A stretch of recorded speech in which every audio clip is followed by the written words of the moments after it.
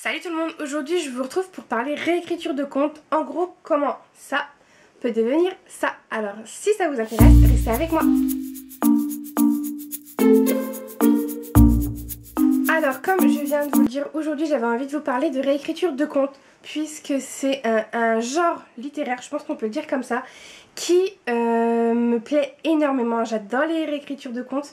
Je les ai vraiment découvertes grâce à la blogo et je trouve qu'il y en a de plus en plus maintenant. Donc malheureusement, ce qui va être un peu difficile pour moi dans cette vidéo, c'est que j'ai pas toutes mes réécritures de contes préférées en format papier.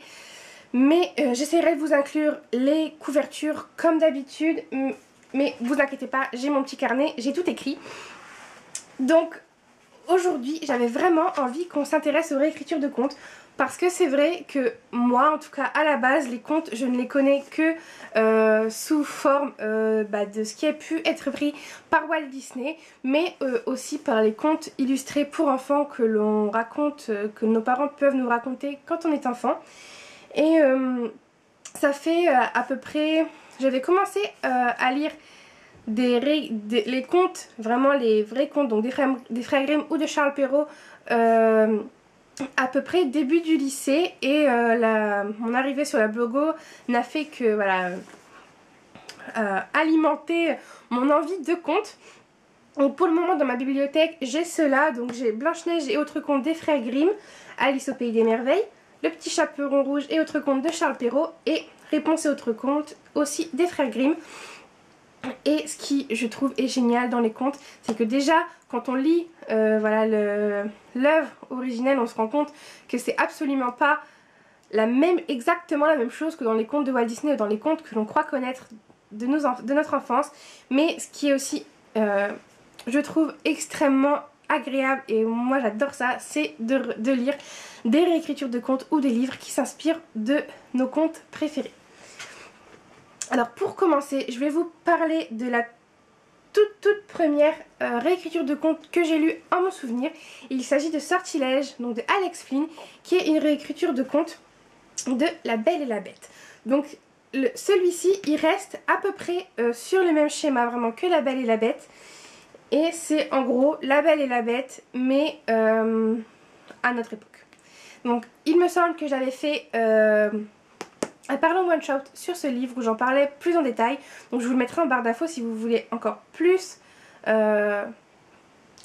d'informations. Mais celui-ci c'était une très bonne réécriture, on garde vraiment les bases et l'auteur étoffe ses idées tout autour. Donc voilà, je me rappelle avoir vraiment beaucoup aimé ce livre, et le film est très sympa aussi. Ensuite, je vais vous parler maintenant des réécritures de contes que j'ai lues depuis la blogo. Alors je vous en parle souvent en vidéo, donc ça va pas être des grandes surprises pour vous. Mais bien sûr, il y a d'abord Chroniques lunaires, donc de Marissa Meyer, avec le tome 1 Cinder, le tome 2 Scarlett et maintenant le tome 3 Cress. Donc le tome 1 Cinder se base sur l'histoire sur Cendrillon, le tome 2 Scarlett sur le petit chaperon rouge et le tome 3 Cress sur la princesse Réponse. Alors ce que j'adore avec Chroniques lunaires, c'est qu'on a vraiment des bribes de contes, vraiment les contes que l'on connaît, les princesses que l'on connaît, mais totalement remasterisées, parce que là on est vraiment dans un monde dystopique, on est avec des cyborgs, donc voilà, nos princesses sont, en tout cas en ce qui concerne Cendrillon, est à moitié un robot. Le petit chaperon rouge n'est absolument pas le petit chaperon rouge que l'on connaît. Je n'ai pas encore fait la connaissance de Réponse au moment où je vous tourne cette vidéo, mais elle m'attend sagement dans ma palle, mais je pense qu'elle va pas attendre très longtemps. Mais et voilà, c'est vraiment une réécriture de conte que j'adore, parce que même si au final ça s'en éloigne par l'histoire et etc., eh bien on a toujours des petits morceaux comme ça du conte originel auquel on peut se raccrocher et qui nous font penser voilà, au dessin animé de Walt Disney, au conte des frères Grimm. Et c'est vraiment ce que j'adore dans les réécritures de contes. Ensuite, la seconde saga dont je veux vous parler, il s'agit bien sûr de celle des Contes des Royaumes de Sarah Pinborough, donc avec Poison. Il y a aussi Charme, donc le tome 2, et Beauté malheureusement que je n'ai pas encore dans ma palle, qui est le tome 3. Donc vous le savez, dans Poison, c'est la réécriture de contes de Blanche-Neige. Dans Charme, on retrouve Cendrillon. Et dans Beauté, on retrouve La Belle au Bois dormant, si je ne me trompe pas. Oui, je crois que c'est ça. Ce sont vraiment des contes qui sont un peu plus adultes. C'est vraiment remasterisé, mais alors à un point pas possible. Mais pourtant, on se retrouve quand même. Et c'est ça que j'aime bien, c'est que chaque auteur a sa façon de faire, à sa façon de remasteriser le conte, de le réécrire tout en gardant des bases, et ils ne gardent pas tous exactement les mêmes bases. C'est ça qui est bien, c'est qu'ils gardent vraiment chacun des petites choses qui font qu'ils vont nous rappeler les contes, tout en écrivant leur propre histoire avec. Et ça, j'aime vraiment beaucoup.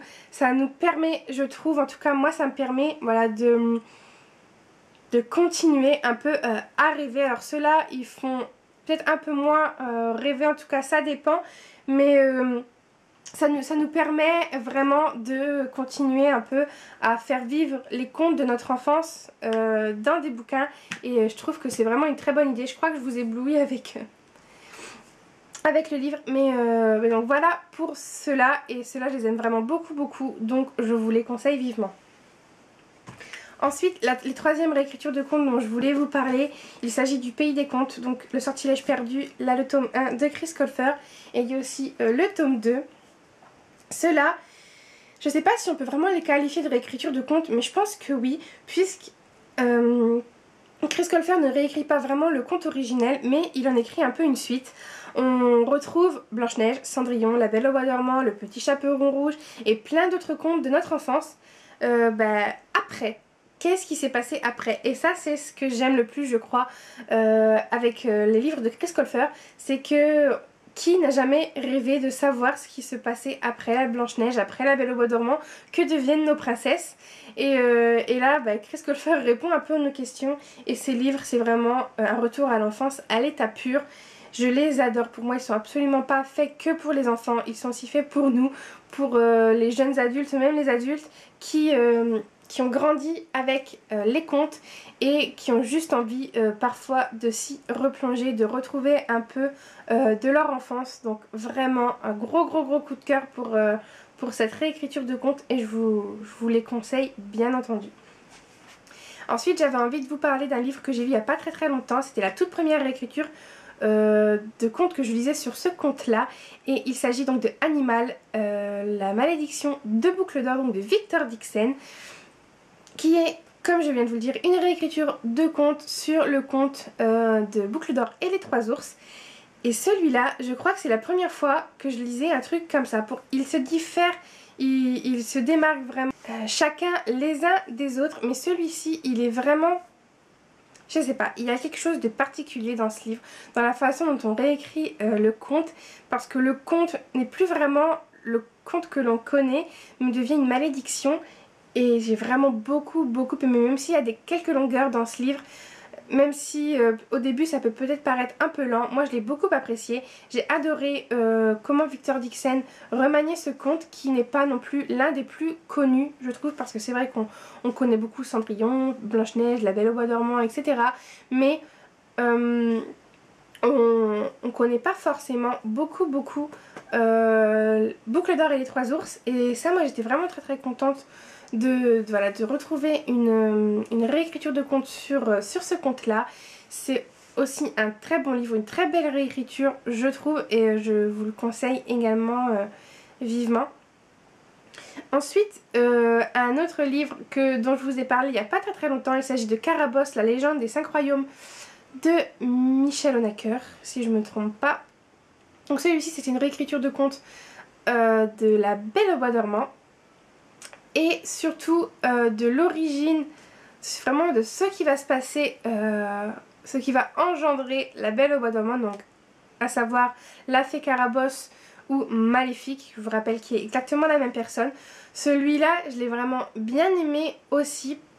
C'est une très belle réécriture de conte, bien qu'à la fin ça s'éloigne un petit peu, je trouve. En tout cas, moi, je me souvenais plus vraiment exactement du conte des frères Grimm. J'essaye à chaque fois de le lire quand même, d'avoir le conte de base en tête avant de lire la réécriture. Là je trouve qu'à la fin ça différait un petit peu, mais c'est quand même une bonne réécriture de conte. C'est pas la meilleure, mais je l'avais beaucoup appréciée. Et ensuite j'avais envie de vous parler de deux livres qui, moi je ne les qualifierais pas de réécriture de conte, mais je les qualifierais plutôt de livres qui ont été inspirés par les contes. Donc j'ai envie de vous parler de Au bois dormant de Christine Ferré-Fleury et de la saga Chronique de Zombieland, donc de Alice au pays des zombies. Alors ça paraît peut-être plus évident pour Au bois dormant de Christine Ferré-Fleury, puisque je vous en avais déjà parlé, le serial killer se fait appeler le Rouet. Il tue des jeunes femmes à l'orée de leurs 16 ans, donc comme dans La Belle au bois dormant, elle se pique le doigt à l'aube de ses 16 ans.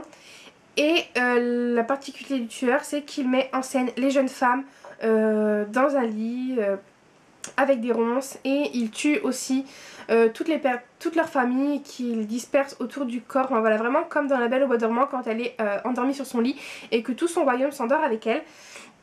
Celui-ci, il est vraiment inspiré du conte de La Belle au bois dormant, mais on retrouve des petites bribes, on retrouve donc toute cette mise en scène qui fait penser à La Belle au bois dormant, et on retrouve aussi, je trouve, pour ma part, les bonnes fées qui protègent pas la princesse, mais la jeune fille. Donc là, en l'occurrence, la jeune fille que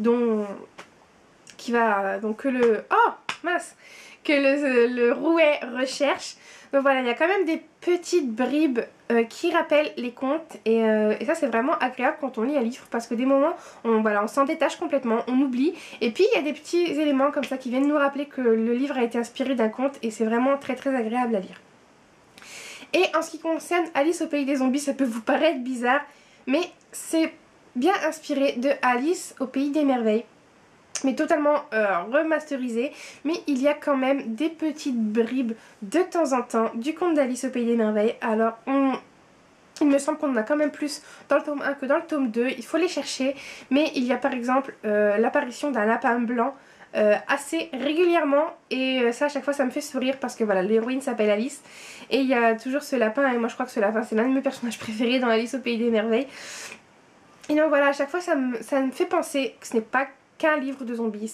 L'auteur doit aimer le conte d'Alice au pays des merveilles, et du coup elle y inclut quelques petits éléments. Donc pour moi c'est pas vraiment des réécritures de contes, mais on peut dire que ça a été inspiré des contes. Donc voilà pour ça, j'espère que cette vidéo n'a pas été trop brouillon. J'avais vraiment envie de vous parler de mes réécritures de contes préférées et de pourquoi est-ce que j'aime ça. Donc moi tout simplement, pourquoi est-ce que j'aime les réécritures de contes? Et bien parce que ça me fait retourner en enfance le temps d'une lecture, et voilà, c'est toujours extrêmement agréable. Et pour le pays des contes de Chris Colfer, c'est vraiment assouvir ma curiosité. Vraiment quand j'ai vu ça, quand j'ai vu qu'on retrouvait nos princesses exactement là où on les avait laissées à la fin du conte, et voilà, qu'elles continuent leur petite vie dans leur royaume, dans leur château. En tout cas, si cette vidéo vous a plu, n'hésitez pas à me le dire dans les commentaires, n'hésitez pas à me dire aussi s'il y a des réécritures de contes que vous connaissez et que moi je n'ai pas cité, parce que je pense qu'il doit en avoir d'autres que je n'ai pas encore lu. J'espère que j'ai pas été trop brouillon, que vous m'avez quand même suivi. Et puis voilà, donc je vous fais à tous de très gros bisous, et je vous retrouve très vite pour une nouvelle vidéo. Bye!